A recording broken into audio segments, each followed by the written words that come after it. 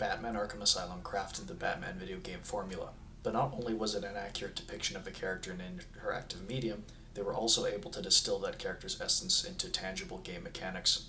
Before I get started with the rest of the video, I should answer one question first. What does an ideal superhero game make? As games are mechanical digital mediums, it only follows that superhero games need to accurately depict a given superhero, either existing or original, and portray that active superheroing in a fun way. Put another way, what are the core elements an ideal superhero game should have? I was able to boil it down to 3 core criteria. First, I would argue that superhero games should be third person, as if you're reading a comic book and observing their actions, but as you are the player, you should have a top-down control over their actions. First person could work as well, but I think that would imply you are that hero instead of portraying what that hero does. It would also take away from the fact that you can't see their colorful getup, which is another essential part of the genre. Second, I think action gameplay, that is to say moment-to-moment gameplay that is kinetic and fast-paced, is essential. I don't think it's enough to simply make a game in a superhero setting and make an RTS. You need to have engaging combat in a way that would make sense for that given character. It would be incorrect, for example, for a Wonder Woman game to be a twin-stick shooter. Third, you need to depict their superpowers and abilities through game mechanics. It wouldn't be right if you played a Spider-Man and never did any web-slinging. It's one thing to be controlling a Spider-Man suit, and another to swing webs, beat up criminals, and unleash funny quips. With how prevalent superheroes are in society, it's strange we have very few third-person action games with a superhero as the main character. Even while researching this video 15 years after Arkham Asylum came out, I couldn't find a single listicle for that subgenre of game. The ones I can think of are Arkham, the Infamous series, the Prototype games, and the Marvel Spidey PS4 games. Many of them are great, and some even came out before Arkham. Infamous is probably its closest relative in terms of mechanics, and it seems to have been developed at the same time, but I would argue that Asylum was the first to depict an existing superhero while fulfilling the 3 criteria I established. Sony, please re-release Infamous 1 for PC. I think it doesn't help that we are in the worst era of Western media ever, but that's a topic for another day. We had seen games with superheroes in them, but the team at Rocksteady Studios Limited, while never making a concrete statement outright, at least as far as I know, clearly wanted to do something different for Batman. Rocksteady had only made one other game, Urban Chaos Riot Response. Had I been aware of this back in 2008, I probably would have been skeptical. That's ultimately the reason for this video's title. Arkham came in and changed the game, literally and figuratively. I'm here to critique how well it did at achieving the goal of accurately making a fun and accurate depiction. It is not a review, although if you need to know if you should play it, let me make it easy. You absolutely should. I want to explore what works and what doesn't, and a couple of reasons why I think it's the weakest Arkham game. It excels in other areas for sure, but I primarily evaluate games on how much fun I think they are to play, and that's where this game suffers a little bit. I will also deviate in a few key tangents that I don't feel belong in their own video, but are just something I've just wanted to get off my chest. I will describe the plot and its major mechanics. I will also spoil the entire game plot and parts of other games. You have been warned. Also, before we dive in, some housekeeping items. I play on PC, specifically on a machine running Nobara Linux, which is a Fedora-based distribution. My specs are in the description. I'm running the Steam version of the Game of the Year edition. I am also not a console gamer, so I don't play the Return to Arkham package. As an aside, it is mind-numbingly dumb they didn't bring the remaster to PC. I did not use the graphics mods, as this is a retrospective, but also because I can't be bothered to get the advanced launcher working on Linux, though if you want to instruct me how, please do so in the comments. With that out of the way, let's begin with the plot. It's a rainy night in Gotham. Batman has just captured the Joker, narrowly preventing an attempted murder of the mayor of Gotham. After a somewhat reckless drive to throw the Joker back behind bars, the pair returns to Arkham Island. They are greeted by Commissioner Gordon and a new character, Warden Quincy Sharp. Sharp is a pompous bureaucrat who we later learn plans on using his tenure at Arkham to prop up his campaign for mayor. Already we can see the game's commitment to its setting, which is necessary to allow the player to immerse himself in being Batman. We also see everyone's character motivations and idiosyncrasies right front and center. That aside, Batman knows something's wrong. Joker's operation tonight was sloppy, amateurish. It all seems too convenient. Worse, we learn that Blackgate prisoners, as a result of a sudden fire, have been transferred to Arkham. Of course, this is inherently suspicious. Arkham is the madhouse of Gotham, and contrasting with Blackgate in that the latter is a standard prison, akin to what we see in the real world. It's where your petty thief and gangbanger would get sent. The big shots, on the other hand, get sent to Arkham. Arkham, just like any other mental health facility, is not going to have the muscle to accommodate that many simultaneous, unscheduled arrivals. I think we can surmise that Arkham guards were short-staffed and caught unawares, and this was probably one reason the Joker took over so quickly. The fire is not just a good backdrop for the setup to the plot, it is ingrained in the existing lore of the comics and lends credibility to this initial incident. Batman's fears are soon confirmed. After being escorted to the holding cells by the orderlies, Joker strangles his armed escort and runs to Harley Quinn. The pair assumes control of the security system. Joker opens the cells of several inmates held nearby. Batman is trapped and forced to defend himself. Batman chases the Joker but is distracted by Victor Zsasz, who's taken a guard captive. Batman saves the guard and then learns that Harley has captured Warden Sharp. I will now discuss the mishandling of Harley's character in recent years. Paul Dini, the game's lead writer, also wrote much of the material from Batman the Animated Series. He also created Harley Quinn. Quinn wasn't just Joker's sidekick, she was a fanatic. Harley obeys him without hesitation, even at the cost of her personal safety. She is obsessed with Joker's every heinous act, every psychotic scheme. She's in love with a murdering maniac. It's curious that in recent media, such as Suicide Squad 2016, that awful Harley Quinn movie no one watched, and that dreadful Suicide Squad game from Rocksteady, they downplay any character dynamic between her and Joker. They hide any implication of abuse. They pretend that their toxic relationship, which is the whole point of her character, is not toxic. This is fundamentally disturbing. Not only is it thoughtless and morally bankrupt, I think it's an example of modern media's illiteracy towards its own source material. Anyway, I'm happy that Rocksteady, at least back then, had the balls to do her character justice.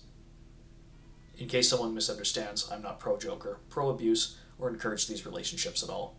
But that's why it's fiction. You can have content that's wrong and objectionable, dissect it, and learn from it. Harley's not a role model. She's not some badass. She's psychologically disturbed and no one should ever look up to her. She is, however, a great character, and used to be unique. It's tiresome that modern media tries to turn every character into Deadpool. Batman moves into the decontamination area, which is filled with poison gas. After clearing the air, he runs to the secure transfer room and discovers a monster, the first Titan henchman. This used to be one of Joker's henchmen, but was mutated into a thoughtless killing machine. An auto-scroller fight ensues, and after about a minute the Titan dies of a heart attack. Batman stares the Joker down. The clown has precariously placed himself on the secure treatment transport, making him inaccessible. Rather than risk Joker's life, Batman reluctantly lets him go. Batman receives a message over the comms. Frank Bowles, an Arkham staff member, has been working for Joker all this time. Not only that, he's kidnapped Commissioner Gordon. To track Gordon down, Batman analyzes and follows a whiskey vapor trail left by Gordon. It's at this point that your attention is drawn to a map of the asylum. It's worth considering which of my favorite games encourage ludonarrative harmony. More pointedly, which games adequately immerse the player in the experience they want to create without too much interference from the top-down, "this is a game," reminders. Examples of these reminders include arbitrary arrows that depict a player psychically knowing where to go, or hoarding 50 wheels of cheese only to down them in a split second. I think the Arkham series do a good job of not having too much in the way of ludonarrative harmony. It does make sense for Batman to have in his cowl detailed files on his adversaries, a 2D map of an area he's been to many times, and access to radio communications. His advanced Batsuit can explain many of these quality-of-life necessities. There are only a few exceptions to this in the series. Firstly, many heads-up display elements, such as the health bar, are difficult to explain away, as is the list of Riddler trophies remaining, the presence of experience points, and upgrades he for some reason waits to summon from his bat belt. The HUD for the most part is hidden away when not needed, so that's nice. This is a minor point that I won't spend too much time on, as I wouldn't want a game so realistic that it ends up not being fun. This is a fantasy, not a simulation. But I appreciate what they did to immerse the player. Anyway, the whiskey leads Batman to an elevator, which Harley disables and uses to quickly ascend. Batman climbs up after her. The Joker makes a terrifying radio announcement to Gotham. He's planted bombs around the city and will detonate them if anyone tries to enter Arkham, which forces Batman to work alone. Chasing Gordon to the medical center, he is gassed by Scarecrow and experiences a morbid hallucination. After mentally breaking through the toxin, he's led to where Gordon is captured. The two reunite and discover Bane, who for quite some time has been experimented on by Dr. Penelope Young, the cute doctor we saw at the beginning. We find Bane hanging from the ceiling in Dr. Young's lab. He's the patient X she's been talking about on the Arkham intercom. It's uncertain how long he's been there, but it's unlikely to be more than a few months. However, clearly Bane wasn't an Arkham patient, and that sometime before the game's events, he was captured by Joker and delivered to Dr. Young, who could begin experimenting. It's sad to see Bane, one of Batman's finest adversaries, hung from the ceiling like a puppet. Surely Bane wasn't complicit in accepting the treatment. It would have taken a significant cost and careful planning by Jack White, aka the Joker, to get a hold of him. Honestly, I dislike how Rocksteady portrayed Bane throughout this trilogy. All he gets are a few lines before turning into a mindless monster. He's given one side quest in Arkham City, and he's completely absent in Night. Bane is strategic, patient, and physically intimidating. It wasn't his raw strength that defeated Batman. It was strategy. But I get it. Bane is not the point of the story. The writers are just using his venom as the main MacGuffin. It's just something that's always bothered me, as he's my favorite Batman villain. After the fight with Bane, Batman heads to a secondary Batcave on Arkham Island and picks up the Batclaw, a gadget which can remove vent covers off the ground, and in combat. We also learned the Joker has been developing an enhanced version of Venom called Titan, which was originally used to help patients survive more strenuous therapies. Once Young realized the Joker wanted to use the formula to create monsters, she refused to give him the formula. After tracking her movements through Arkham, Batman destroys the Titan formula, endures the second Scarecrow nightmare, and rescues her from Zsasz, who must have been freed by the Joker. Unfortunately, she is killed by an explosion in her office immediately after. Joker had already stolen the Titan stores in her office. Batman heads to the penitentiary to rescue Warden Sharp, who he knows will lead him to Harley Quinn. When we're introduced to Warden Sharp, he immediately stands out for his abject hatred of criminals. Amadeus Arkham, founder of the Asylum, was psychologically disturbed. He exacted his hatred of criminality on inmates like the Mad Dog, even allowing him to be beaten to death by the orderlies. At some point, Sharp found Arkham's disturbed writings and became possessed with the idea. Batman comics have always had outlandish material, but the supernatural isn't something that often rears its head. I can't deny the fact that the story of Arkham in this game seems to be an otherworldly element. While the paranormal isn't often spoken about in the DC universe, I thought it would be interesting to ponder the game's namesake, Amadeus Arkham. Many Batman fans know about the Asylum, but I wonder how many know that Batman writers took the name Arkham from the writings of H.P. Lovecraft. Arkham is a town in Massachusetts in Lovecraft's mythos, and insanity is a prominent theme in some of his stories, especially insanity caused by a cosmological force. I submit it's possible, and hear the speculation in my voice, that the Lovecraftian gods are active in the Arkhamverse and sometimes influence the minds of people like Quincy Sharp. We can suppose it was a schizophrenic invention of Sharp's mind, that he segmented into multiple personalities and just assumed the Arkham persona. However, that doesn't explain why Arkham and Sharp have the same voice, voiced by the extremely talented but sadly retired Tom Kane. It's also not always clear where one speaker ends and the other begins, especially given that there's probably at least 100 years in between the lives of these two men. Sharp may begin speaking at about message 11, as they cease mentioning specific details of Arkham's life, namely his parents' murderer, and instead talk about modern characters such as Penelope Young, but it's hard to be certain. It's not confirmed, but I don't feel I'm completely off base here. Just my thoughts on the matter. Where was I? Poison Ivy is released by Quinn, and Quinn reveals the Joker has a Titan facility in the Botanical Gardens, which Ivy ran off to. He learns that Titan is made by genetically modified plants, and that to make an antidote he'll need plant spores, which are found in Killer Croc's lair in the sewers. A very tedious, slow-moving section to collect spores follows, occasionally interrupted by Croc. You have to go to 5 separate spore collection sites, all the while being attacked by Croc. This chunk of the game sucks, especially in hard difficulty, where Croc tends to appear every 20 seconds. I understand we couldn't have a straight fight against Croc here because Croc has home field and strength advantage, but I think this fight was the wrong direction. If they were really in love with the idea, though, they should have trimmed it down. Afterward, Joker injects Ivy with the formula, who proceeds to ravage Arkham Island with her plants. Returning to intensive treatment, Batman finds Scarecrow and is gassed again. He's subjected to the longest nightmare yet, which culminates in a fight with the Skeleton Titan. After this grueling experience, Batman overcomes the toxin's effects and chases Crane into the sewers, who's attacked by Croc and gets dragged underwater. As I replayed this game for this retrospective, I wondered why Croc intervened. I think we can infer Croc wanted to avoid being gassed. He does breathe water after all, and the toxin is waterborne. But it's not evident why Croc was there at that exact moment. I'm not a film bro who waits at the edge of his seat to point out the obvious contrivance. I can accept the odd script convenience here and there. I'm not bothered by it, but I wish they had attempted to explain his motives. I'd be willing to accept that Croc's superior sense of smell alerted him to the fact that something was off and attempted to prevent himself from going insane. Anyway, Batman recovers the spores but only synthesizes a single dose of the antidote before the Batcave is destroyed by Ivy's plants. Batman returns to the gardens, fights Ivy, and halts the planned invasion. The Joker then announces that the party's in full swing, and Batman confronts him at the visitor center. The Joker reveals he has recaptured Gordon and tries to inject him with Titan. Instead, Batman takes the dose, but resists the change. I've often wondered how Batman was able to resist. You would think that because Titan is a biochemical formula, everyone subjected to it would suffer the same fate. but Batman to date is the only one who has been able to survive Titan without having his bone structure altered. He did experience other effects, but that's for another time. I think there is a degree of the power of suggestion involved. Titan takes over the host's mind as well as the body. It turns them into impulsive beasts.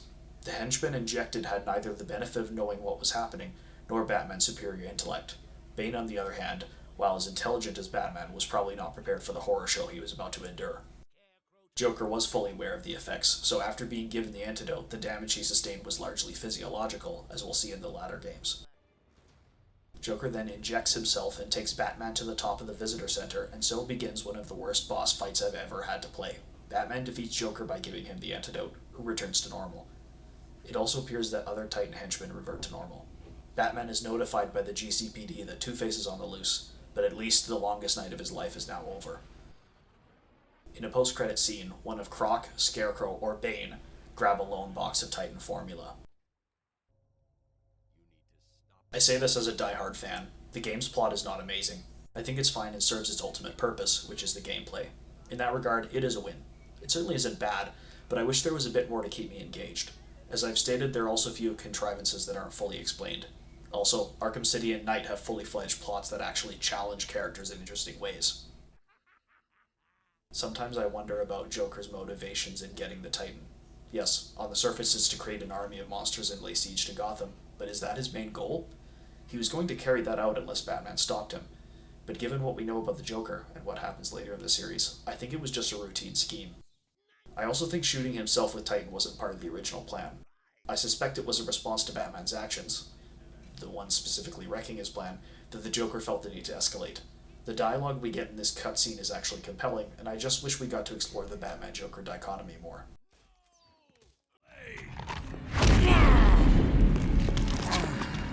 Here we go! We're gonna have some fun now, kiddies! You're trying to resist the change! That's not fair! Come on, give in!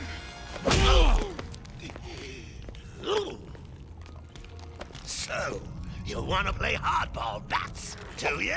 Your call. Tickle, tickle! No! Oh, you're ruining my big night! Months of planning down the crapper! I just wanted to bring down your grim facade and for once let you see the world as I see it, giggling in a corner and bleeding. But you've denied me even that. I have nothing to live for. I will say some of the tangents hinted at in the game's side content were interesting rabbit trails to go down, like the Spirit of Arkham, which will show up in the next game. So it's a serviceable story, but given the solid gameplay, that's really all we needed. There are 3 difficulties: easy, normal, and hard. I recommend selecting hard, as enemies are tankier, which allows you to truly flex your muscles. Yes, the weaknesses of any game show the most on the highest difficulty, and Asylum is no exception. Prepare to spend more than you'd like at the Poison Ivy boss battle, for example, and that cryptographic sequencer puzzles will take longer and more precision to solve. But it's far more exciting as a gaming experience. I do really respect when developers don't just pump up the difficulty by artificially giving enemies more damage and more hit points. The other key difference between the difficulty levels is that on hard, the counter symbol is completely absent. This is strange to play with at first, but eventually you get used to the enemy's rhythm, and can predict exactly when they'll strike, which is more immersive and quite satisfying. Hard is where the game really shines. You do feel like an elemental force of nature, a terrifying, nightmare-inducing monster that strikes fear in the hearts of ne'er-do-wells. The 3 core elements, exploration, combat, and predator, all neatly tie into one another and all part of Batman's character. The combat is well designed, easy to pick up, and challenging to master. To be effective, you'll want to deploy gadgets, vary your attack patterns, and raise your hit counter as high as possible, which is the number at the top left of the screen.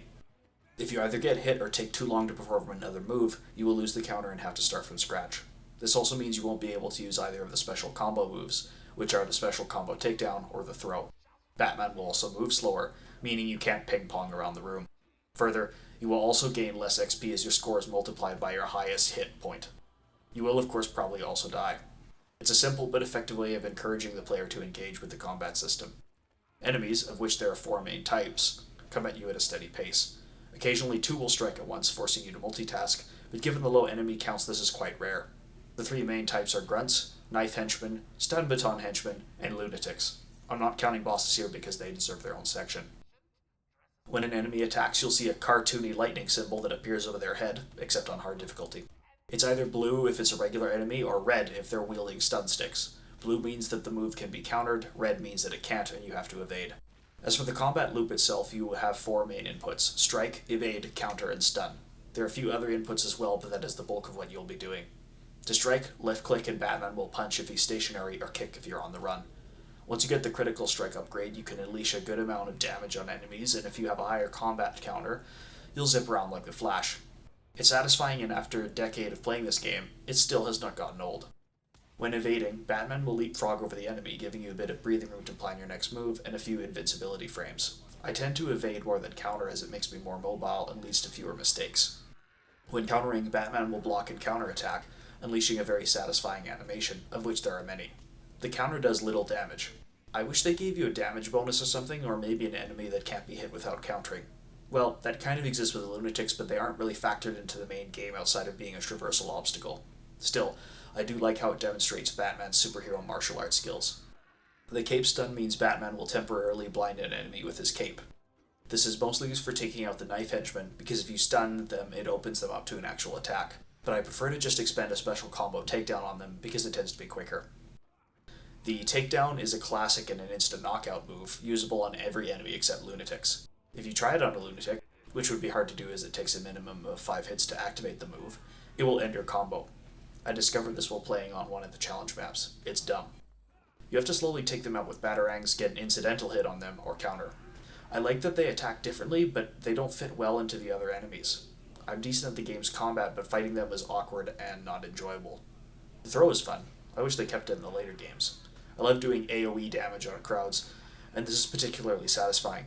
You even get to steer where the enemy goes, which is handy when you want to throw an enemy off an edge, taking them out prematurely. The Batarang and Batclaw can be incorporated in combat, but I found that only the Batarang is effective, and only after you upgrade its damage. The Batclaw, on the other hand, just grabs an enemy, causing him to slowly lurch forward. Rocksteady built solid combat foundations, but it is a little undercooked.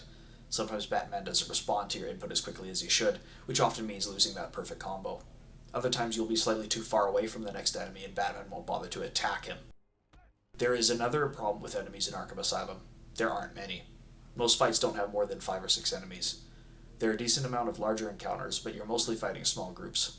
It's a shame, because you can't flex your combat muscles or get a good rhythm. Most fights end quicker than they should, other than bosses, but we'll get onto those later. One more thing about the combat. Most arenas aren't really designed for it. They don't seem to accommodate the player's movements, and frequently, like this area here in the penitentiary, the level geometry actively sabotages your combo. They clearly design most areas to make sense from the perspective of the setting, which is great, but it just means that a lot of areas aren't that fun to fight in, which leads me to exploration. Exploration is the bulk of what you'll be doing. Luckily, the Asylum is a dynamic world with a palpably tense atmosphere. Everything from its music, sound effects, and architecture serve to tell the player what the purpose of each area is. Every area is distinct and is realistically scaled. It's more pulp comic book than realistic, but is believable in the context of the game world. For example, areas like intensive treatment in the penitentiary are clearly newer because of their technology, whereas the mansion dates back at least a century. It does feel believable. There are some areas that aren't well designed or fun to navigate, but those are far and few in between. The world is laid out in a methodical manner that occasionally prompts you to backtrack as the island slowly unlocks. The backtracking is always organic, and the game constantly throws new obstacles in your path so that you rarely feel bored. I say rarely because it is a bit of a slog at the third act, but not by much. It would be a terrible game if it was a pain to traverse. Luckily, the animations and movement are silky smooth. Batman's animations have a sense of real weight. He moves at a measured pace, but can move faster when gliding or using the line launcher. Man, the gliding. The euphoria I got from swinging webs in Spider-Man PS4 is matched only by the time I was gliding for the first time in Arkham Asylum. While I wish the world wasn't as constrained, it is another key way Rocksteady was able to make you really feel like Batman. I suppose this is a good time to examine the purple-tinted X-ray elephant in the room. Detective Vision, aka Detective Mode, is the blue filter that the player can use to distinguish armed and unarmed enemies, highlight points of interest, and determine how agitated enemies are in predator encounters, as well as other functions. If you hold that same button, You'll take a snapshot of the scene in front of you so you can solve riddles. I have heard criticisms that because detective vision is so useful, you will not want to turn it off, which prevents you from appreciating the game's surroundings. I think this criticism is a bit ridiculous. While the game does train you to rely on it a fair bit, you certainly aren't required to keep it on. I typically turn it on during most Predator sections as that allows me to keep tabs on enemies, but I practically never turn it on during combat, as it makes it hard to predict when an enemy is about to strike. Remember, I'm playing on hard. As long as you're aware of the systems at play, you won't feel like you constantly need it on. So generally I chalk that complaint up to skill issue. This is a common feature in other superhero games we've seen, and even some non-superhero games. I think Arkham was the only one to properly justify its existence, though. I will also say that Asylum's detective mode's coloring is more saturated than the other entries, which subjectively makes it better to look at. Back to exploration, you are allowed to come back after you beat the story and add the collectibles, which is good for collecting experience points. I would recommend this anyway because in the third act, just before you take down Poison Ivy, exploring the world is a pain. You'll encounter snipers, toxic plants, lunatics, and Genshin Impact fans. It also is not a hugely enjoyable part of the game. As long as you're careful, it's not too much trouble, but it's better to obtain XP, which leads me to my next point. It would be a poor action game if your character didn't grow his skills over time. Batman starts off bare bones, but you earn experience points quickly, both from combat, collectibles, and Predator, which allows you to upgrade his skills. I usually start off with the Critical Strikes upgrade to remove the tedium from combat, followed by the Inverted Takedown because of how much fun it is. Once you gain enough XP, Batman's health will be recharged, but if you're playing right, you will take little damage, outside of very few cheap areas on hard difficulty. Many upgrades like the ones I mentioned are essential, others less so, like the multi-batarang. Some upgrades don't show their worth until the challenge maps, such as the selective detonation of explosive gel. It's not Far Cry 3 levels of upgrade arbitrariness, but the last few upgrades will ultimately feel a bit superfluous. Still, it's amazing that Rocksteady was able to put such effort into making upgrades that Batman could believably acquire, even if it is quite late in his career. Arkham Origins was the worst for this problem, but I am mostly able to hand-wave that problem away if that makes the game fun. If you're upgrading your character, how do you get experience points? That's what collectibles are for. The collectibles consist of the Riddler's Challenge. Edward Nygma has hidden trophies, riddles, Spirit of Arkham entries, and destructible objects for you to track down. They aren't overly difficult, but are challenging enough and offer substantial XP rewards. It's also fun hearing Nygma become more unstable as you beat him at his own game. Riddler has also left a few maps around the island, which will give you an approximate location of where remaining Riddler items are to track them down. The maps will tell you roughly where to find them, and will also give you a substantial 200 XP. I'm a staunch supporter of the Riddler side content. It's not required if you're not into it, but fun and well worth it. Collectibles also unlock character bios, character trophies, and challenge maps, so that's another incentive to do them. It's odd that Batman is taking time to do this while dealing with a breakout, but then again, we do see that at the end game he has used this opportunity to send the Riddler back to law enforcement. So you did it! Well done! I would have expected a child to work that one out, let alone the world's greatest detective. The Predator mechanic is excellent, one of the best parts of the game. There are set rooms where you're alone with armed henchmen, and you have to take them out systematically. While you're weak to only a few bullets, you have the environment on your side, and the sandbox nature of the system really opens up. You can deploy gadgets, glide kick, or inverted takedown your way to freedom. You can hide in grates, explode destructible walls, yank enemies off high ledges, or isolate enemies and knock them out. It's fun seeing the enemies panic as they notice their buddies disappear over time. Sometimes the game will also cause a scripted event to happen when a henchman reaches terrified status, such as a boiler leaking a burst of hot air, which causes them to nervously shoot at shadows. It's just great. Over time, enemies will wear heartbeat monitors, instantly drawing them to the scene of where you recently took out one of their henchmen. In one map, all gargoyles are disabled. However, beyond that, most maps are structured identically. It also sometimes falls prey to cheap deaths. Occasionally an enemy will psychically predict where you are, unfairly ruining that no deaths run. This is mostly an issue on hard and is infrequent. While I am in favor of enemies punishing you for not respecting the fact that Batman isn't bulletproof, there have been times where I sneak up behind an enemy, only to get gunned down without warning. Also a tip for those of you that don't know this game as well, batarangs are extremely overpowered in Predator. Enemies stay down for quite a while, and once you fully upgrade the multi-batarang, prepare to eliminate half the enemies in a Predator section in one go. Yes, I know that I said that multi-batarangs were not that useful, but that really only applies in combat. In Predator, they actually are useful. There are also a few one-off rooms, like the one preceding Bane, where they put a gameplay modifier on you. It does a good job of mixing things up even if they're not as much fun to play on repeat playthroughs, as it ends up railroading them into a particular playstyle. Predator has the same problem as Combat, which is that it just isn't as fleshed out as it could be, but that is a small price to pay for what we got. It is the essence of being Batman, and I think that is its greatest strength. It's brilliantly designed. No Predator room plays the same twice, as enemies will dynamically react to your actions. Unlike Predator, however, bosses are not as dynamic. Bosses are by far the weakest element of the game. I'm not really a person who looks forward to boss fights in games in general, and while most of them here are adequate, one of them is straight up bad, and another boring. As we've seen, the first boss isn't a boss at all, just an auto-scroller that's more of a preview. Most bosses are Titan henchmen, the big, lumbering, roided out guys. The first one just attacks if you get close, throws the occasional deceased Arkham guard at you, and then has a heart attack. The first real boss is Bane. Divided into 3 phases, Bane is extremely aggressive and will either do a ground pound shockwave attack, hurl a chunk of brick wall at you, or charge. If he charges, that's a sign to throw your Batarang, which stuns him and knocks him into a wall. Once he hits the wall, you're supposed to punch him, which leads to Batman knocking out some of his Titan supply. That section of his health bar disappears, and you'll have to repeat that twice. If you don't go up to him after his stun state, his health will partially recharge. Oh, and of course there are henchmen to distract you while all of this is happening. Outside of the wall throwing and partial health recharge, this is a one-to-one preview of what you'll be doing with the other bosses. They only have a few attack patterns, strike and shockwave. In between the Titan's phases, you can use him as a mobile battering ram to every enemy that gets close. The henchmen unfortunately contribute to making these fights feel janky. They attack you like they normally would, except because you have a Titan charging at you, its difficult as iframes in this game are inconsistent. I've had countless times where I've evaded over a Titan, which should give me invincibility, only for him to hit me anyway. It just isn't coherent combat design. It should make you feel like a badass instead of encouraging you to be 20 feet away and chip at his health with your batarangs. You also don't get iframes when deploying your special combo moves, so there's no incentive to keep a combo going. Video game bosses should be like a midterm, and should test the player on everything he has learned so far. If a boss tells you to throw what you've learned out the window, that is not a good boss.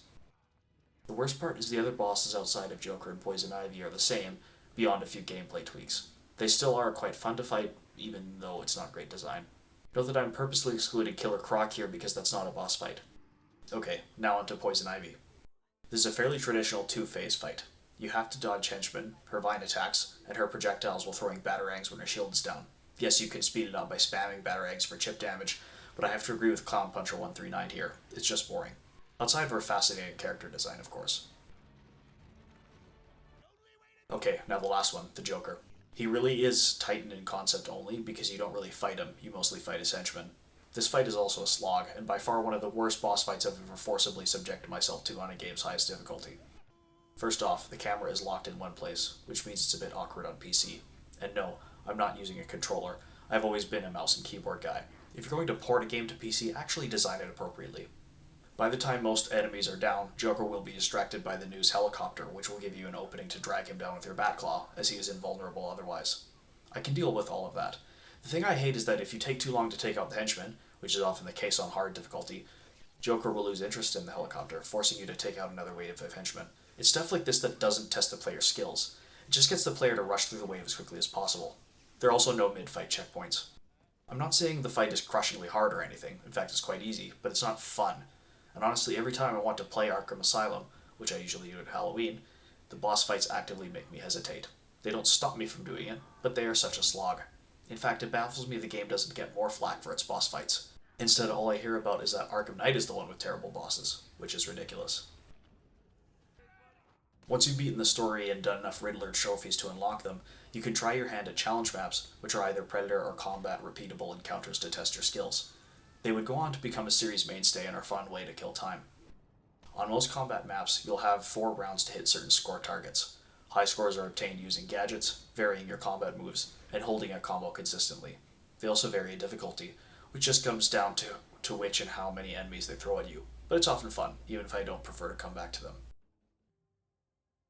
Predator maps are scored by way of a checklist, which you do by taking out henchmen in specific ways. You're also graded based on the time taken. What I dislike about the Predator maps is that they are somehow arbitrary, meaning you only have a set time in place to complete those challenges.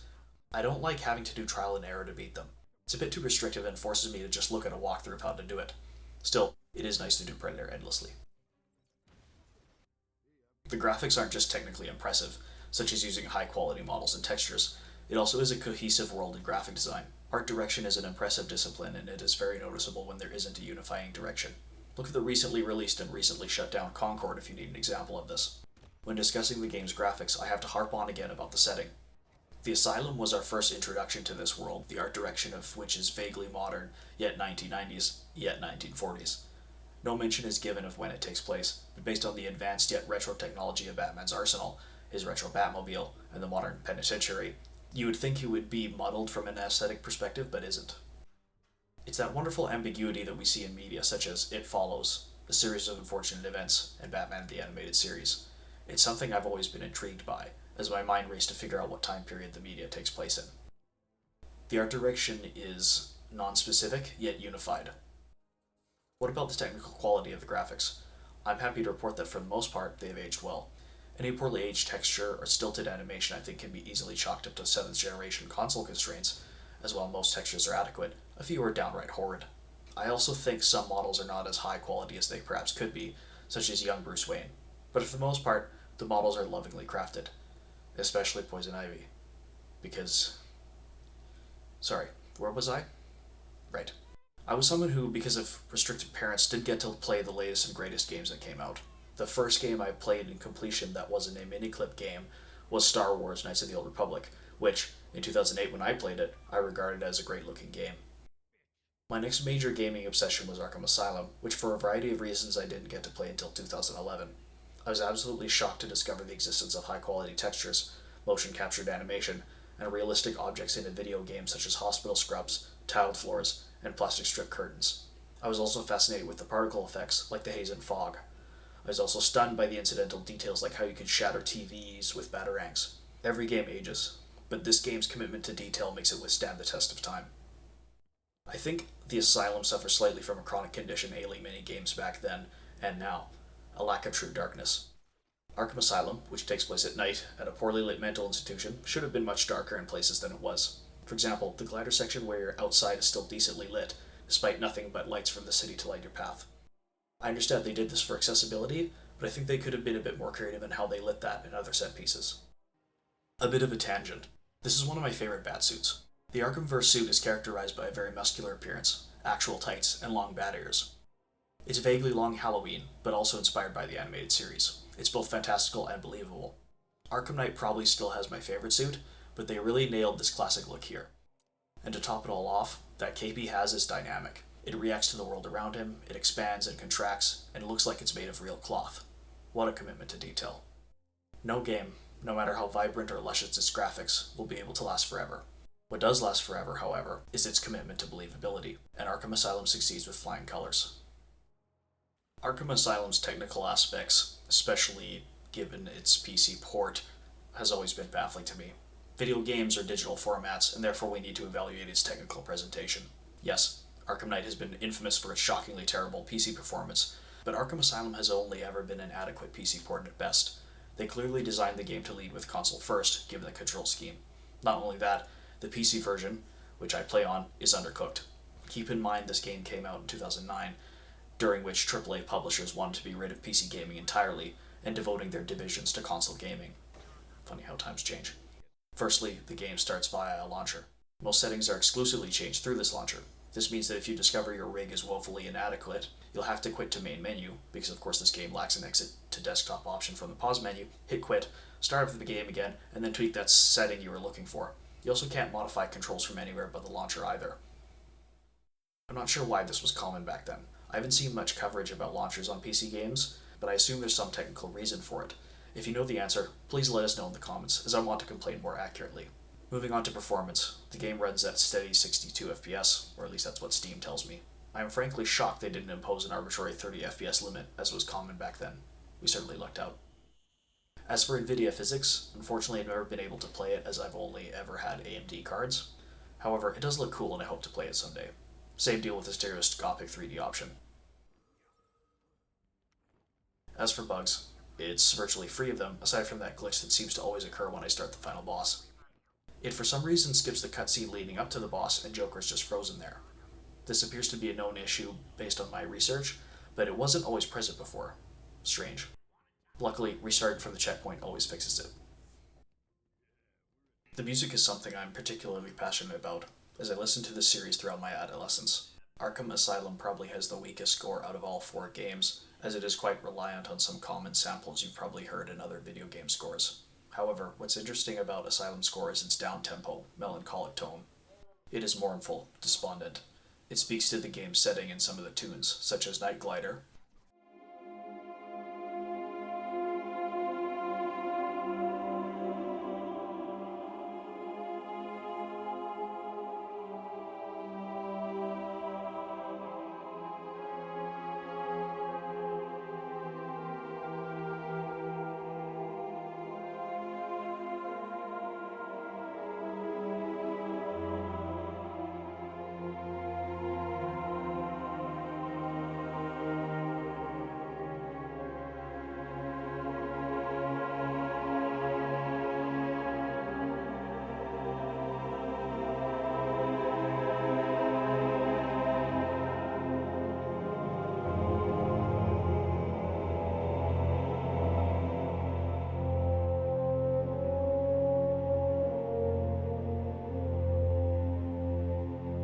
which is hauntingly beautiful. World's Greatest Detective is also a standout.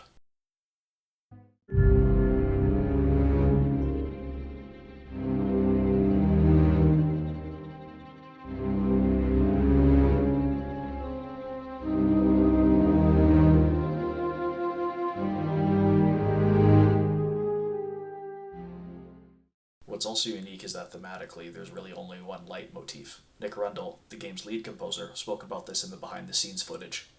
There's one theme for the game, which is on that wall there.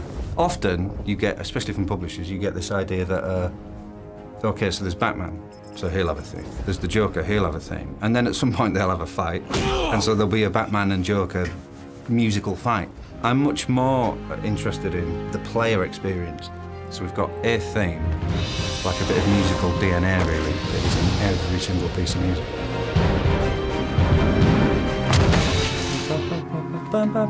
Is our theme. Get up! Now! It's our theme as well. We tried to get it into everything. That's the plan. Once you hear it, it's amazing how they inserted it into practically all of the game's score. What's also interesting is how it's structured. Arundel and Ron Fish would write score and then chop it up into stems the game dynamically inserted into Combat and Predator, depending on what was happening. If you did well in Combat, you'd hear more strings and choir, and if you played Predator more aggressively, the same thing would happen. It also does have some standout action tracks, such as the main theme,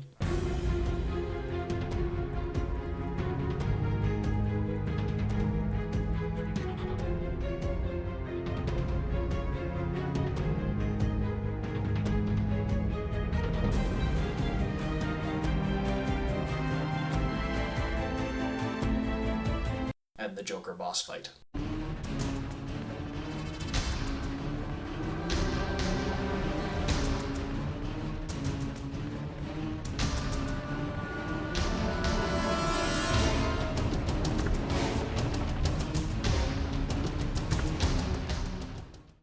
Melodically, it's not the strongest. Subjectively, it's not my favorite Batman score at all, but I listen to it every October and while reading Batman comics. The tone is perfect.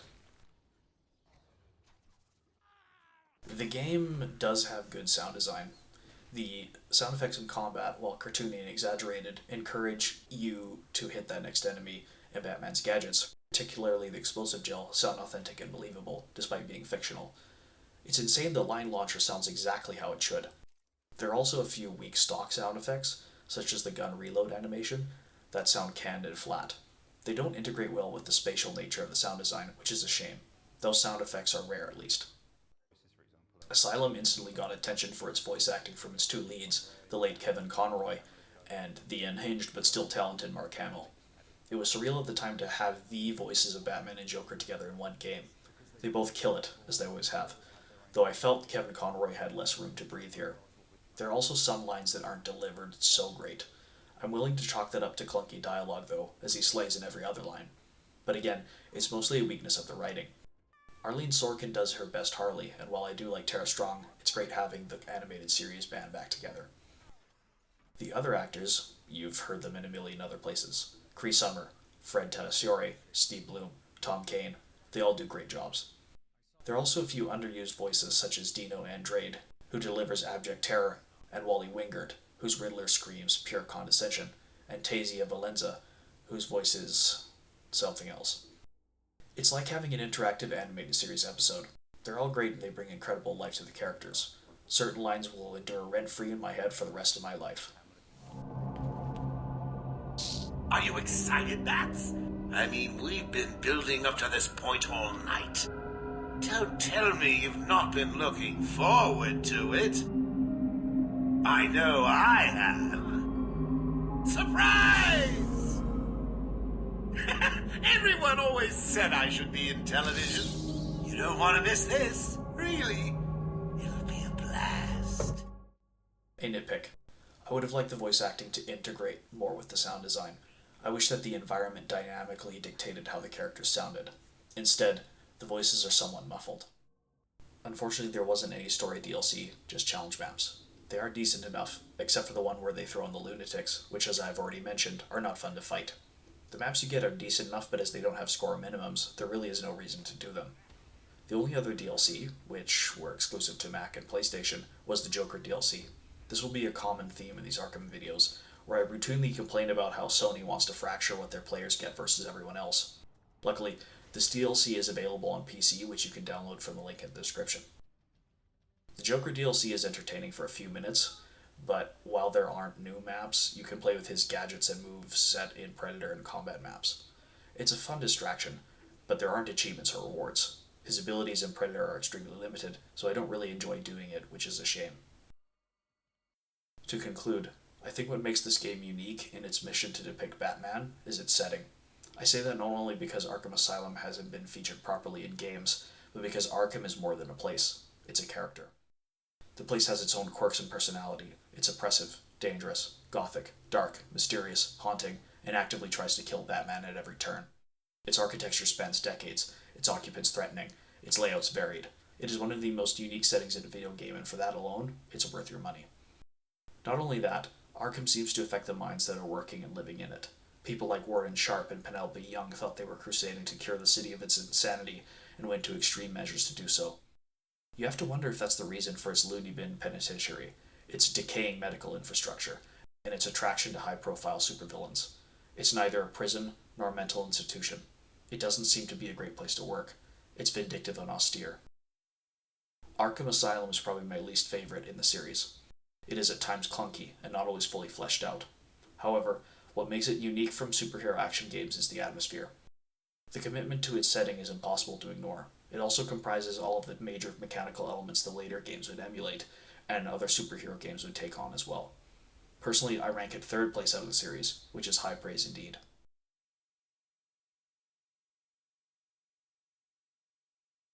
Thank you for watching this video. Please let me know what you thought, and if you're interested in my coverage of the other Arkham games, or if you'd like me to talk about something else, please let me know. Please also like and subscribe, as that does mean a lot.